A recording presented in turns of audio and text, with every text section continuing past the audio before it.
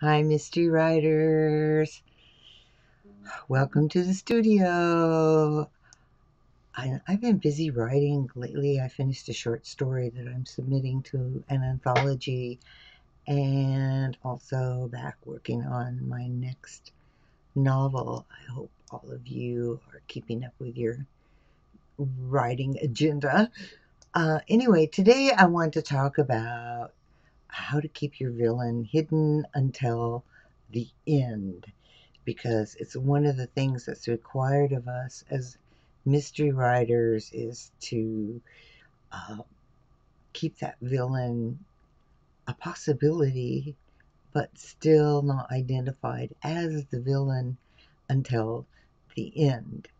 Um, so, how do you present that villain and still keep them hidden until the sleuth reveals them at the end? It's a big deal. So, you want to share enough of your villain so your reader feels they could have guessed when they get to the end. But on the other hand, you don't want to give away too much in the story so your reader guesses the villain before the end, because we've talked about this before. That is a big disappointment for readers. Uh, so, to keep your villain hidden as the perpetrator until the end, you need a little bit of discipline in your story, because the bits you share about your villain are like any other clues. All right. Um, so I think what helps, at least for me, is first focus on the villain. So to maintain control over where and how you add information about your villain, first you need to know your villain really well. So a rich character background allows you to pull all those various pieces of information about the villain and plant them in your story as hidden clues, just like your other clues. Um, so think of that background as data collection, and then you've got all these little bits of data, and that allows you to drip those little various pieces in throughout your story and use those bits of data the same way you add other clues in your mystery. Throughout most of your mystery, the villain is one of several suspects. So you want to create a rich character background. I would say that you want to spend a lot of time on the villain's background. It can seem like, why do I need to do this? Because the villain isn't revealed until the end, but it will help you write your mystery, because the more you know about your villain, the better able you are to pull out those little bits of information at the right moment in your story. Um, So you really want to go beyond the villain as a character role. You really want to create that three-dimensional character, even though they're hidden for most of your story. So give them a background with relationships and physical fallibility and emotional weakness, all the things you do with um, your other major characters, because your villain is a major character. So, whatever shows up in your story, there's certain things that you, as the author, need to know, like their personal life not related to the victim. And this is going to help you think of them as a three-dimensional character. Secrets they want to keep hidden, which could be much, much more than the fact that they actually killed the victim. Um, the lies they tell to preserve those secrets. And then, of course, you want to know a lot about their life as it related to the victim, because that's what triggered the crime. So, in your background, focus on the relationship between the villain and the victim. Their relationship is the basis for the murder and the sleuth's involvement.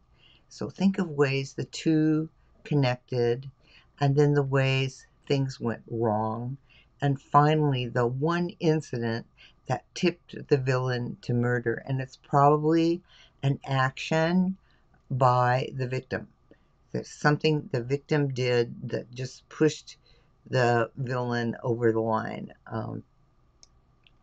So let's talk about a few ways to drip those little bits of information, the villain clues, how to drip them into your story. Once you have your character development, you're ready to get those clues about your villain into your mystery without giving away the end.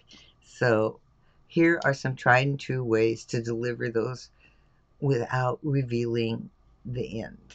Okay, one is called sequence diversion. So you put the real clue, that thing, that bit of information about the villain before a false one, and readers and your sleuth often focus on the last clue presented. So if you are getting started with mystery writing, this tactic is a great place to start. Mention or show that clue about the villain first, and then immediately focus on a different clue or a red herring. So it's there, but it's hidden, and you're diverting the reader's attention to something else. Another way to do this is what I call the secret emphasis. And that is, you emphasize the unimportant and de-emphasize the clue about the villain. The reader sees the clue, but they don't see what's important about it. It's just something that's mentioned. For example, your sleuth may see the value of a company report and the statistical details, but doesn't look at the actual person who researched and wrote the report. And so it's that kind of emphasis on not the villain, but you still have them there in your story. Another way is to bring in information before it counts in the story. So this is like planting clues really early in your story, and that clue doesn't have any context at that time. Um, for instance, your sleuth may walk by a man cleaning his yacht with chemicals before a business partner dies of toxic chemical poisoning. Um, Carolyn Graham uses this tactic in her Inspector Barnaby mysteries. So it's a good way to plant that information so that when you get to the end, the reader's like, oh yes, I didn't even notice that. Okay, so before it counts. Okay, another one is just totally missing a clue. Your sleuth misinterprets the meaning of a clue about your villain, or your villain lies to hide the secret, and your sleuth has no idea that they are lying. The detective believes what your villain says at the moment, but what the villain says points to their act even though they're lying. And this is a great tool to use with a flawed sleuth whose flaw keeps her from seeing the real meaning of things. So you can play with that one a lot. And then another way is in plain sight, just in plain sight. Create a cluster of clues and squeeze the real clue in with all the other clues. You can do this often when your sleuth is in a retrospective mode and they're like listing all the things they know so far or something like that, and they list something about your villain, but they're it's in there with so many other things that there's no emphasis whatsoever on that particular clue. So you're actually hiding that clue in plain sight. So while your sleuth interviews the villain as a suspect, um, they rattle on with false clues, but one real clue is hidden in the cluster. Is another way to do this.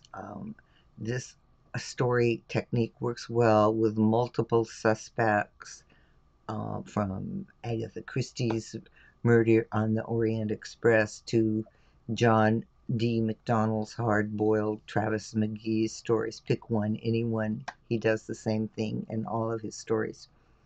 Okay, and then distraction. Draw your reader's attention away from the villain. The sleuth and the reader follow a false trail, a suspect who seems like the most evident villain is not the real trail to the villain.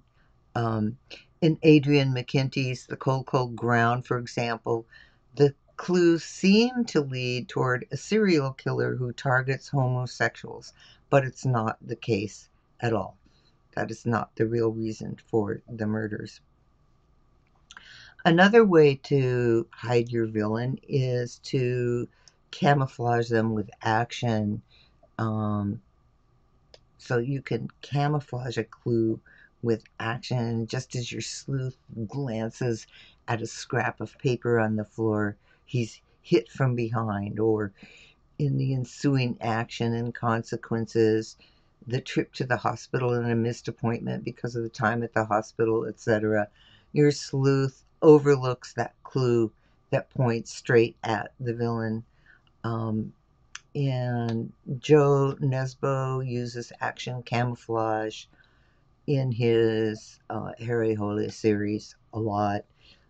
So different authors kind of favor different ways of hiding the villain. So, but here you have um, a whole array of ways that you can do this. Um, Beginning writers and experienced mystery writers know so much about the villain, they find it hard to get perspective. But and so you have to think about this because you know all of this. You know your story and your characters. Because you know so much, uh, a clue you plant may seem obvious, and this is where alpha readers and editors can help you if something seems too obvious, um, or if it's not, if it's obvious to you but not to the reader, and they're going to give you that feedback in your story. Anyway, practice using these techniques to reveal your villain without giving away the secret, and let your sleuth use their skills, whatever they are, to put it all together. Okay, I hope that helped. I know it's really fun creating the villain and then planning those clues. I think that's part of the fun we have as authors writing mysteries. So thank you for being here and keep writing.